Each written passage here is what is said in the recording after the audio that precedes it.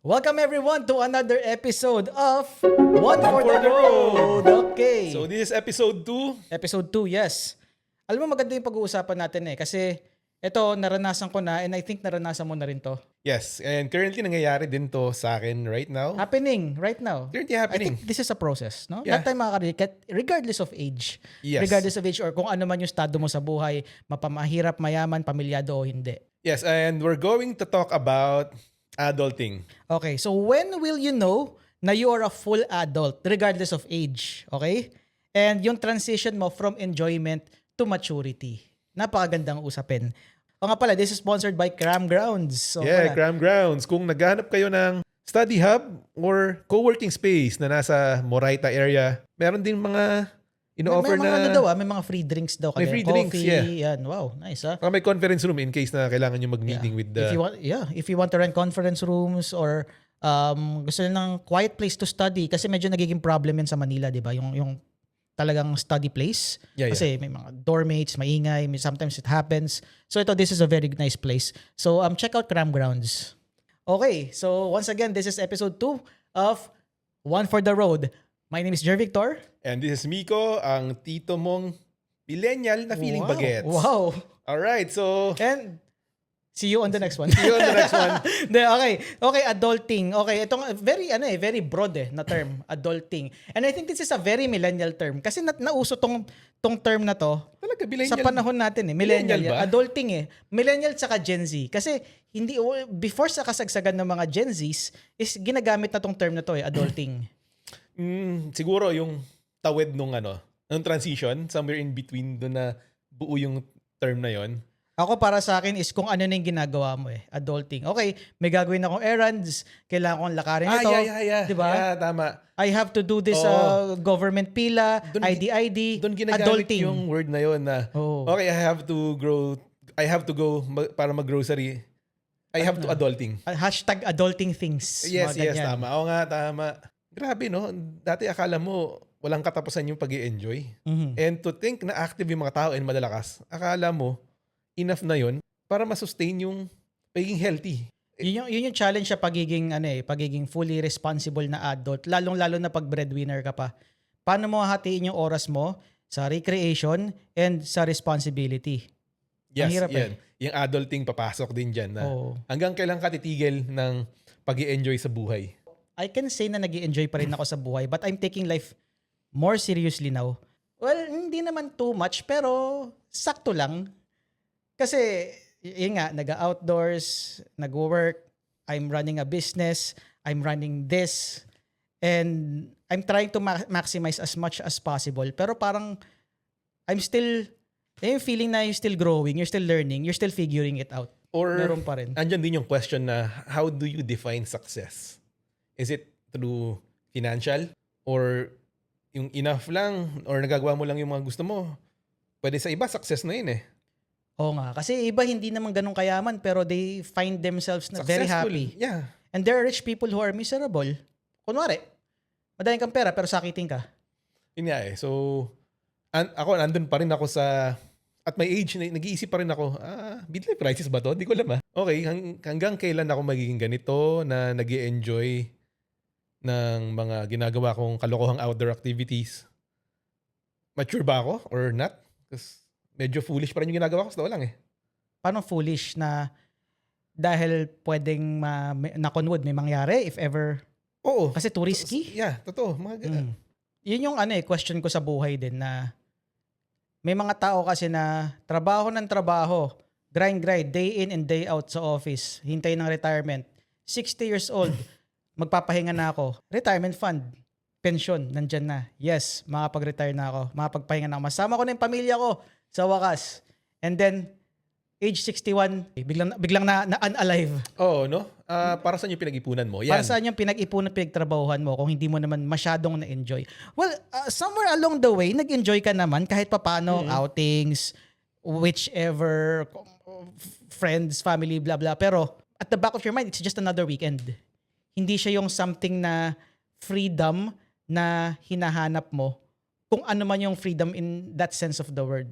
Gets mo? Yung hindi mo naiisipin yung work mong 8 hours a day.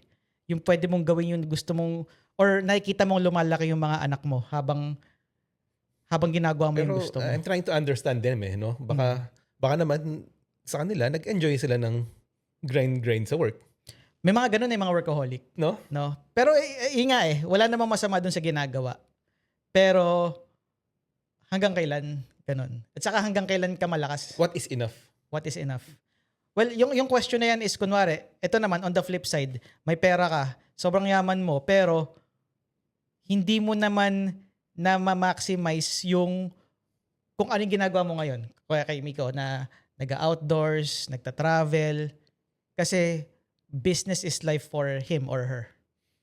Pero no, meron ding iba naman na ayaw nagbabakasyon. Pag nagbabakasyon, nasasayangan sila sa time. May ganun. Oo nga. No? Pero Baliktad I'm not saying na Na mali yun. mali sila. As long as they feel happy and valuable, okay. I think bottom line dito is happiness is yung kung ano yung sariling definition mo ng happiness. Pwedeng sa isang tao, masaya ka pag meron kang ganitong certain amount of pera. Let's say, ay nakapag-ipon ako ng 5M, kunwari. Masaya ako dito, I'm very happy.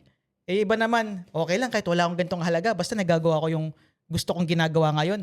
Nakapag-provide ako sa pamilya ko, and at the same time, not much yung kinikita ko, pero nakagala ako kahit papano. So, Iba no? So being an adult, yung success is something that you define hindi madi-define ng ibang tao. na kasi pag sinabing successful ka, yun kasi na-implant sa atin. Kailangan at this age, you're married, meron kang kotse, meron kang bahay, may safety net ka. Pero agree ka ba doon sa timeline? Yan. Sa timeline na kailangan sa ganitong edad, kasal ka. Dapat sa ganitong edad, ito na yung kinikita mo. Dapat sa ganitong edad is may anak ka na. Personally, hindi. Mhm. I don't agree with the timeline. Mhm. It's just an idea nung mga generations before us na na-implant lang sa atin. Parang nag-set sila ng standard. Ano? Yes, nag-set sila ng standards na kailangan ganito kasi ganun sila sa generation nila. And speaking of generations, no, naalala ko lang, o na-realize ko lang lately, na being a millennial, ang dami lumalabas na bagong trend from the Gen Zs Mhm. na minsan hindi ko magets. Ano ba yung trip nila? Ano ba yung forma nila? Ano ba yung music nila? Mhm. Then, nagkaroon ako ng realization na, teka, yung mga tito ko dati, ganyan sa akin eh. Actually, oo nga, no? Mga older sa atin, mga teachers, Yung nag-elephant mga tayo tito, mga elephant tayo tita. na pants eh. Diba? Oo, yung mga malalaking pants, elephant. Oo Tapos nga. yung mga t-shirt na sobrang lalaki. Ano ba Tapos yan? low waist pa. Yung kita mo na yung garter nung brief mo or ng panty mo para Oo. lang ma-flex kung ano man yung suot mo. Tapos confused pa ako nung naalala ko, hip-hop ba ako o metal? Kasi parang I'm trying to identify pa eh. So, medyo alam ko pa eh, medyo naging metal-metal ako na forma. And then sabihan ka ng mga tito mo, ano ba yung formahan Oo nga, mo? no? May ganong panahon dati na it's either hip-hop ka o metal. Na rakista ba to o hip-hopper? Tatawagin ka ng lola mo, adik ka ba? Di ba? Well, gets ko eh. Yun Oo, na. Yun yung term nila Nandito tayo sa point na ganun ngayon eh. Meron pa isa. Dati ang hilig ko magpatugtog ng malakas. Yan. Pero ngayon naman, pag may mga nagpapatugtog na malakas na mga bagets, parang naiirita na ako. Oo. I'm not saying that it's wrong, Oo. pero let's say pag nasa maling oras, tapos may kumusyon, may ingay, parang, ano ba kayo? Kahit okay naman yung pinapatugtog nila. Oo, ma-realize mo, parang nagiging salty person na ako. Is it just This is the na age. tumatanda ako? Tapos ma-realize mo, ay mga tito ko ganyan sa akin dati. Tayo na yung pumapalit ngayon doon. And para sa akin, I think the millennials and the Gen Zs, they're not any different. We're just at a different stage of life. Kung nasaan tayo ngayon at nasaan sila ngayon. As a millennial, nandito tayo 30s, 40s. And syempre, ibang lifestyle, ibang temperamental, ibang responsibilities. Lahat yan nagpe-play out eh. And then the Gen Zs, the younger ones, syempre, nandiyan sila sa nag-experiment, having fun. Yeah. Which is ganun din tayo dati. Which is ganun din tayo dati. So it's a cycle. So possible din na, well, it is actually na naranasan din ng mga Gen X, mga boomers. Oo, yeah. And nothing against them. They're the new generation. Sila magde-define nung Oo generation nga. nila. Ako, I would rather hire a Gen Z ngayon. Sa totoo lang. Kasi very innovative. I like their ideas. Nakakatuwa. Pag nagpapagawa ko ng pub mats, parang, uy, something new to Talagang idea lang nila. Idea, skill nila. Ang gagaling. Grabe. Minsan nga nagugulat na lang ako na parang, ano yung sinabi niya? So, tas ganun na ba ako katanda na ba't di ko na sila masundan? Tapos, akala mo dati early 20s mo, forever. Yung kung ano yung trend mo, yun lang eh. Before you know it, nag-transition na. Yung pa rin yung suot mo, tapos yung iba naka-move on na. So, ang baduy mo na ngayon. Totoo. Oy, pero hindi ka baduy ngayon ha. Ang kulay mo nga ngayon eh. Kulay pastel. I like yung mga retro. Grabe. Mahilig ka sa retro, no? 1980s na colors. 80s, 90s. Para si Jubilee. X-Men. Jubilee, Di ba? Si Jubilee. Di ba yung kulay parang yellow, purple, and sobrang 90s. Panahon ng mga comic era. Mga comics, no? Ganun yung kulay. Okay nga, mahilig ako parang medyo tapos na ako sa ganung transition eh. Nung mas madalas akong tumakbo, ang hilig ko sa makukulay. Kaya, I don't know, baka sabihin nung iba, yung kulay ng damit mo, yung pormahan mo, hindi na bagay sa age mo.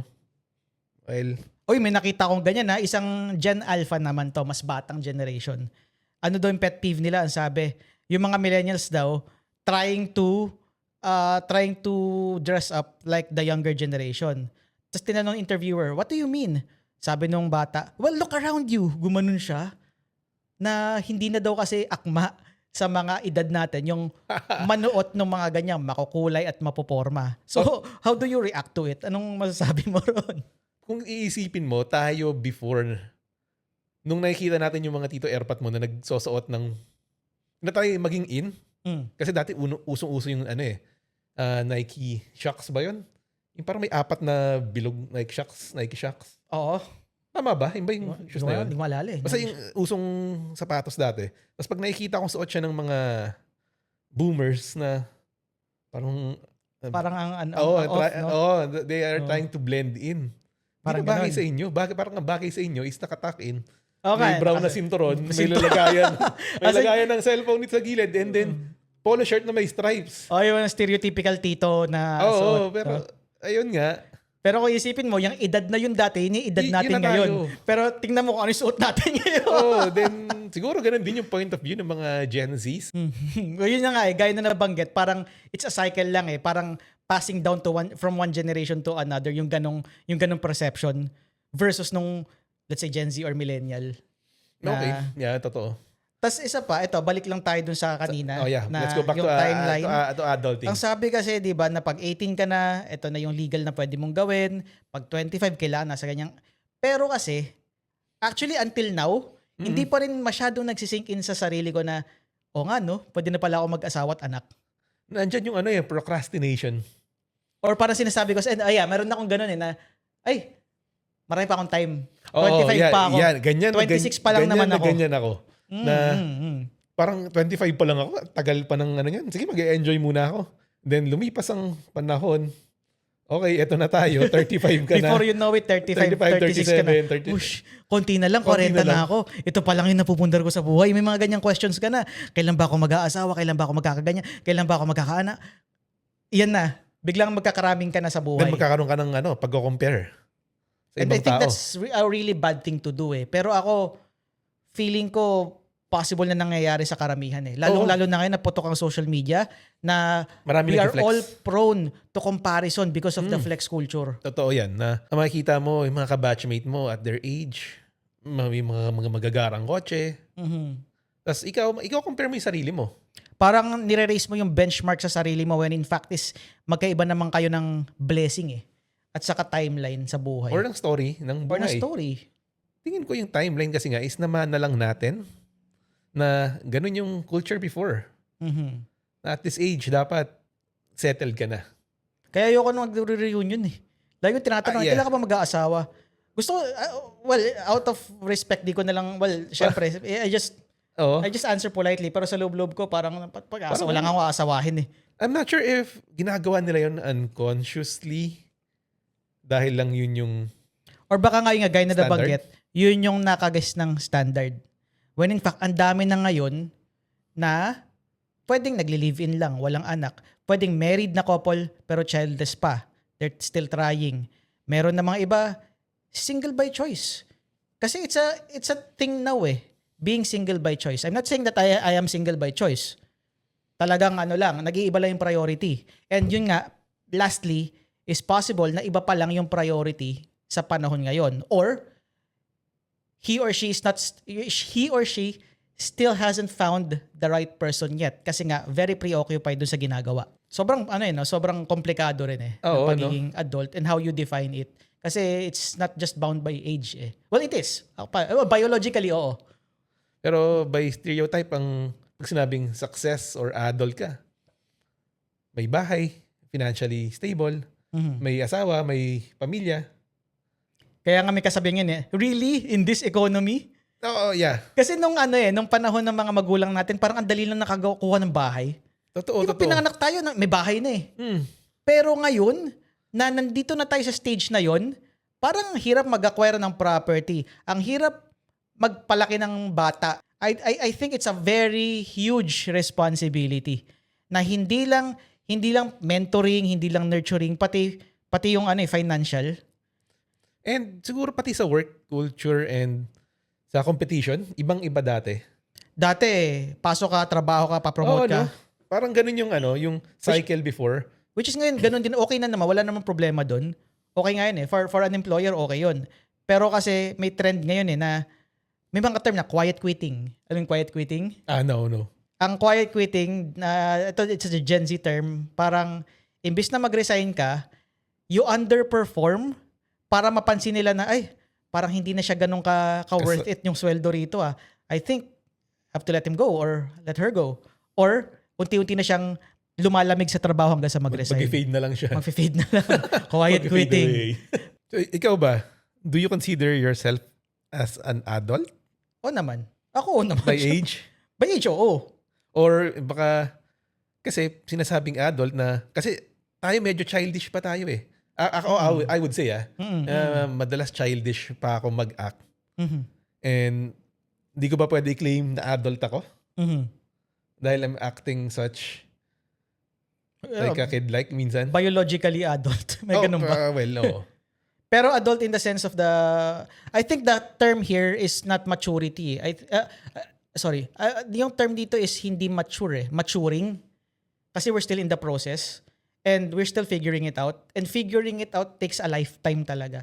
Pwedeng 60 years old ka na pero you're still figuring yourself out. Wala talagang, what is the absolute peak pag dyan? Wala. Ako, I've been doing this for so long pero hanggang ngayon nangangapa pa rin ako. Everyday you're learning pa rin, no? Every day I'm still learning.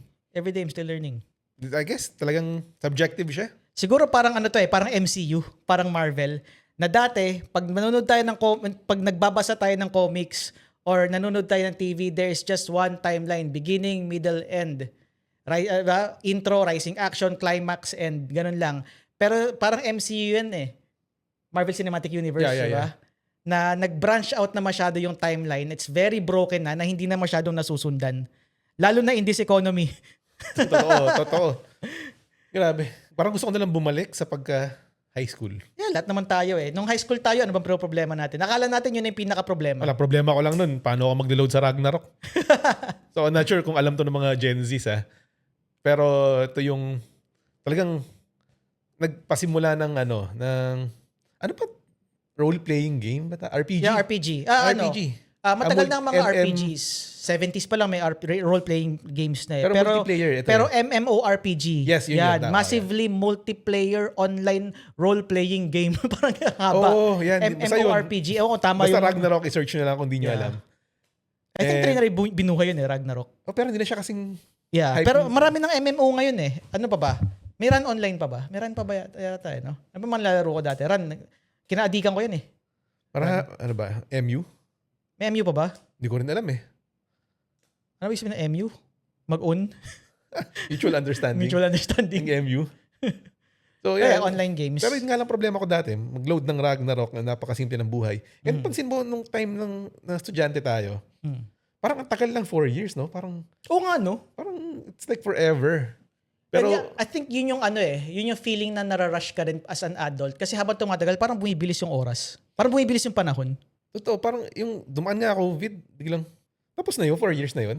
Oo. Pero during the time na nasa school years ka, yung 4 years na yun, Sobrang tagal. Yung COVID-19 pandemic parang last year lang eh. Ganun yung feeling. Ako rin, it feels like 2 years ago. Yeah, 1990 feels like 20 years ago. Pero hindi. Halos 40 na nga yung mga nasa 80s ngayon eh. And Oh yeah, yung- nasa 40s. Yung feeling ko na 25 age ko, feeling ko 5 years ago lang siya. Pero no, I'm nearing 40s na. And may study dyan eh about perception na yun nga eh. Habang tumatanda ka, pabilis ng oras. So yung mga nasa 90 years old, 80 years old, what more pa sa kanila? Oo Yung nga, no? perception nila ng time mas mabilis. Ako nakatakot. Nakatakot, di ba? Nakatakot. Isipin. Kaya ako, I would really love to maximize what I can while I can. Yan. Yun talaga. Yan. And at the Enjoy same the things time- while you can. Yes, heal your inner child. Ako para sa akin, I'm healing my inner child while I cultivate my current self and my future as well. Yun lang yung kaya kong gawin. Hindi ko alam kung hanggang kailan at a certain extent, pero while I can, yun na lang. Kasi pwedeng tumanda tayo na nakatakot eh. Yun yung fear ko eh, yung tumandang May regrets? may ruggerts. May ruggerts. Yeah. Kasi I've heard so many workmates, I've heard so many people na sabi, ay, mayaman kami dati. Ay, nung kasagsagan ng buhay namin. Ay, nung panahon kong yan. And then compare it to their current self na parang alam mo yung may pagsisisi sa tonot mata nila. Siguro both sides, no? Kasi kuwari, na-establish mo yung sarili mo, then nandun ka na sa deathbed mo. Mm. And then ma-realize mo, ang dami kong naipon pero hindi ko nagawa yung mga gusto ko. Or nandun ka naman sa other side na dami mo nagawang gusto pero namatay ka sa gutom. Na parang sana pa nagtrabaho ako na maayos para hindi ako umabot sa ganitong stage. O gaya ng example kanina, di ba? Diba? Nagtrabaho ka ng trabaho, tapos pagka-retire mo, doon ka pa nadali. Oo, di ba? Nag-claim ka lang ng mga life policy mo, biglang pagtawid mo, okay, nabagsak ka ng puno, whatever. It happens, no? Ako para sa akin, when you're dead, yun na yun eh. Wala na magagawa eh. Di ba? Natutulog nga, pwedeng tamaan ng ligaw na bala eh. Oo, di ba? You can never tell. Kaya ako, yung gaya ng banggit ko, para enjoy your current self din. Kasi nga, you can never tell. We prepare for the future, pero tomorrow is never promised. Yun yung mahirap. Tingko yan, part ng adulting yan, yung mga ganyang wisdom na meron ka na. Mhm. Sa akin, part yan ng adulting. Mm. Maganda yung natutunan mo everyday. Ito pa. Ito yung laging pinaglalaro ng utak ko eh, in terms of money. And as an adult, saving. Hanggang saan yung pag-iipon na gagawin mo? Let's say meron kang naipon, and hanggang saan yung kailangan mong gastusin. Kasi nandyan na tayo na pag ginastos ko to, at least na-enjoy ko yung sarili ko. Pero pag tinago ko to, what if may nangyari sa akin, hindi ko na-enjoy? Tapos wala ka pang beneficiary na iwan lang sa bangko or somewhere. So hindi mo na-enjoy. So how do you draw the line? Ang hirap sagutin. Di ba? Ang hirap. And I think kahit idea yan. iba't hindi iba ko rin diskarte ng tao talaga when it comes to securing your finances and spending it. Kaya ako, this is very idealistic for me. Yung iba kaya, yung iba medyo hirap dito na ipon pa rin and at the same time spend pa rin. Nasa inyo rin kung Balance ano yung pa rin, no? Balance pa rin eh. Balance pa rin. Kasi dumating sa point ko na ipon ako ng ipon eh. Hindi ko na na-enjoy. I looked so deprived nung time na yon kasi ang hilig ko mag-ipon. And then dumating din sa point na gastos era ako pero at bank account empty. Or minsan may ano pa nga eh, may swipe ng credit card na may mismanage ko pa. Nasobrahan ka naman sa Nasobrahan YOLO. naman sa Nasobrahan saya. naman sa YOLO. So, nasobrahan sa YOLO. A millennial, YOLO, di ba? YOLO, yeah. Yung mga Gen Z yata hindi na naabutan na YOLO. You only live once. Yun. Tingin ko, YOLO pa rin ako hanggang ngayon. Ako din. Ako din hanggang ngayon. YOLO pa rin hanggang ngayon. Pero mas YOLO responsibly na. Yun na. Yeah, may mga realization ko pa rin naman. Na-realize ko to nung nagkaroon ng mga family members na nagkasakit. Na kahit hindi ikaw kahit miyembro ng pamilya, just one critical illness away, pwedeng ma-wipe na kung ano yung pinag-ipunan mo eh. And I think, ayokong mangyari yan sa ibang tao na kailangan dumating pa yung ganung point bago pa sila maging irresponsible sa finances. Isa pang gusto kong pag-usapan is work. Oh, work. Work. Kasi you're being paid sa work mo ngayon. ng malaki, pero are you happy? Or doon ka lang sa sakto lang, pero you're happy? Ako, I would choose happiness. Ako personally, kaya kong magtipid eh. Kaya kong mag-budget. I can live within my means. Pero kung at the very expense of my mental health is ipagpapalit ko yan sa malaking pera, hindi na. Pero baka may mga mag-comment dyan na I'm sure. Sabi nila, nasa tao lang yan. Kaya mo pagsabayin yan. Well, actually, totoo naman. Nasa tao naman yan eh. Iba naman kasi kaya sikmuraan eh. Na, let's say, pinagchichismisan sila sa opisina, pinaggalit sa kanya lahat, pinipressure sila ng boss. Pero sige, malakas yung pain tolerance mo sa ganyan, then fine, okay lang naman yun. Walang problema dun. Ako, at the end of the day, I still choose na okay ako. Yes, there's pressure kasi nagwo-work ka. Yes, you have to comply dun sa trabaho.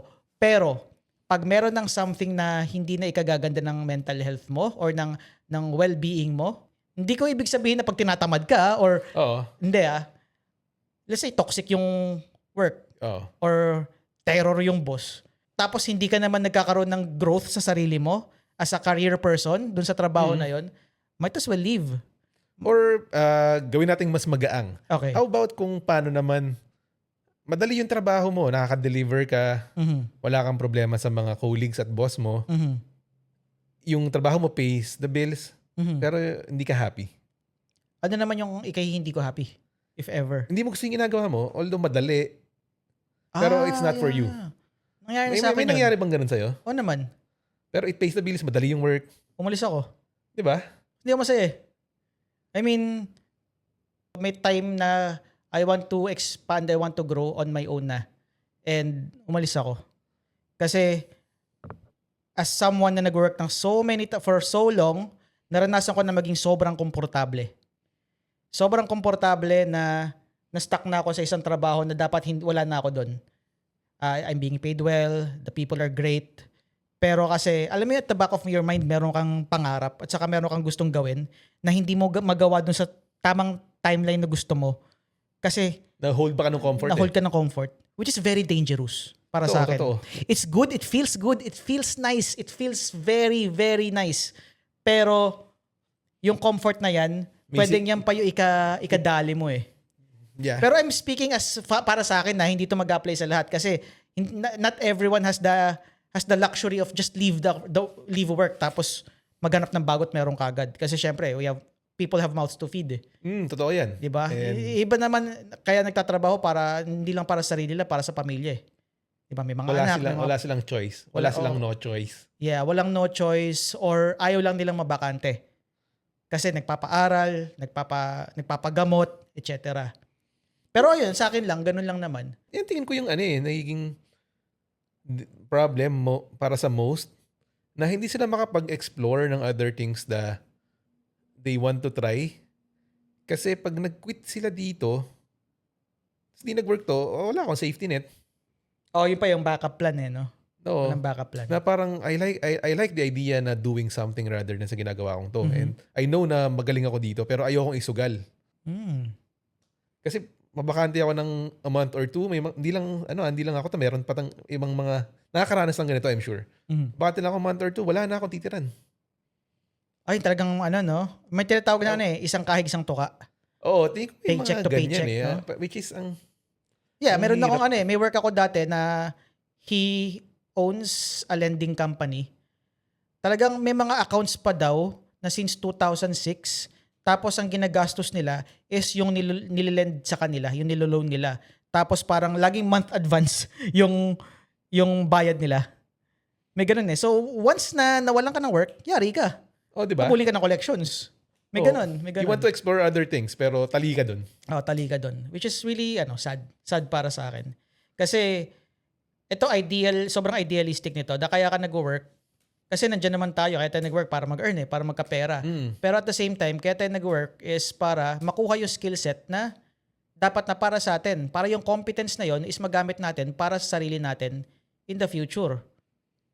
Na, let's say, gusto mo magtayo ng negosyo, at least yung skill mo, maggamit mo. Or pwedeng mag-lateral transfer ka to another company na mas malaki yung pay para sa'yo kasi yun yung skill na hinahanap nila na hindi mahanap sa iba.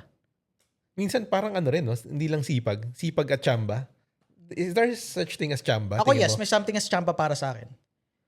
Madali lang chumamba and madaling okay kumuha ng chamba if prepared kang i-grasp yung chamba na yon. Because I spoke with someone, isang employer, isang negosyante. Alam mo sabi niya sa akin, ano yan Pasko nun parang Christmas party, tapos inupuan ko siya.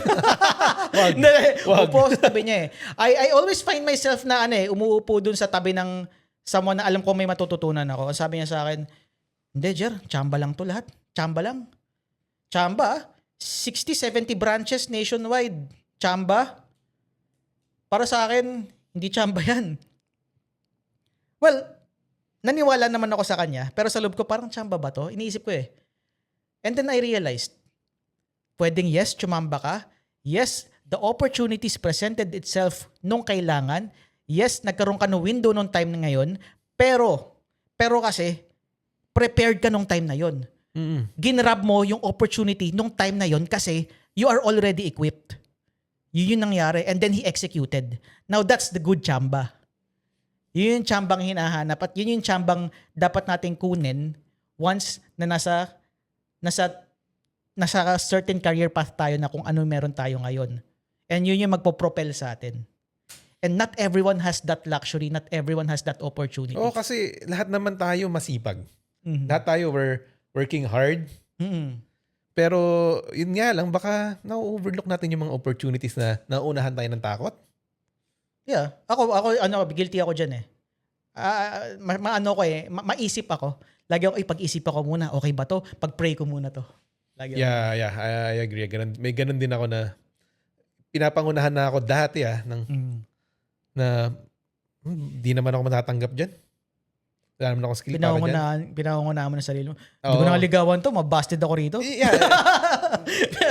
Doon pala mag-isimula na Pero if you're willing to take the risk, high risk, high reward. High risk, high reward indeed. And it made me learn it the hard way.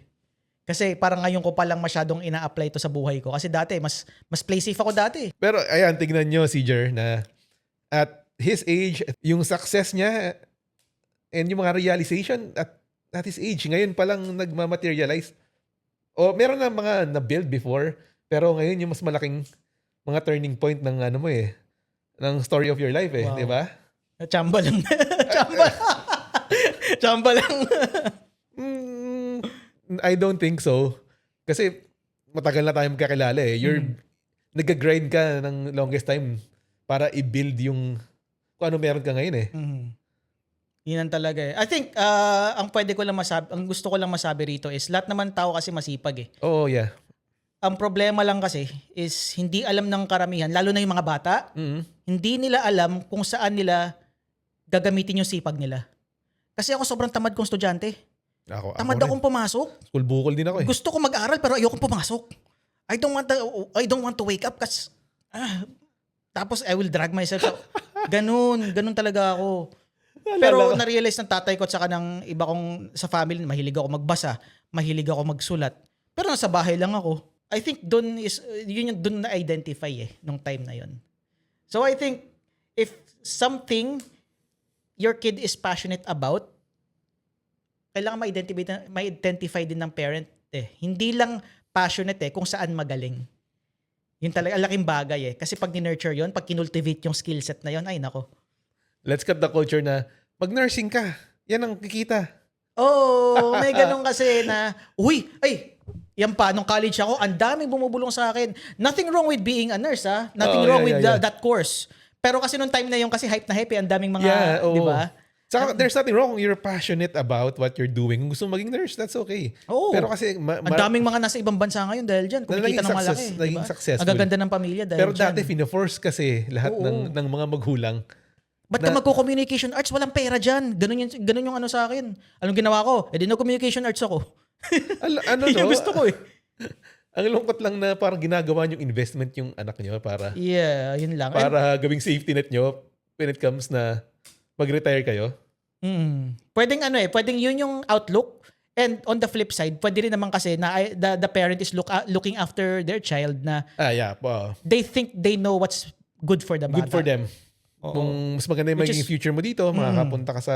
Ano lang naman Magandang- kumbaga instinct nung nung magulang based dun sa trend nung time na yon na ay o nga no pag kinuha yung ganitong course malaking chance kasi we can never tell but they are betting on that chance. Yan, grabe Pag-uusapan Wala, natin. Palalim na tayo ng palalim dun Oo nga Alright. So I think ito na. Siguro ang key takeaway ko rito is maturity. Para sa akin, at this age, I cannot say that I'm mature. But I am maturing. I am still learning. And learning is talaga, it's a process na pwede kong dalhin ito hanggang sa pagtanda ko. And I'm still figuring it out. Ganun lang talaga. Same with me. So adult by age, yes. Matured enough. Pero may mas ibe-better pa. Yes. We'll do better along the way. Yeah. And this is our episode for today. Medyo mahaba-habang episode. Maraming salamat sa pakikinig. We are here on Spotify. My name is Jer Victor. And I'm Miko. And you're listening to One for the Road. Peace.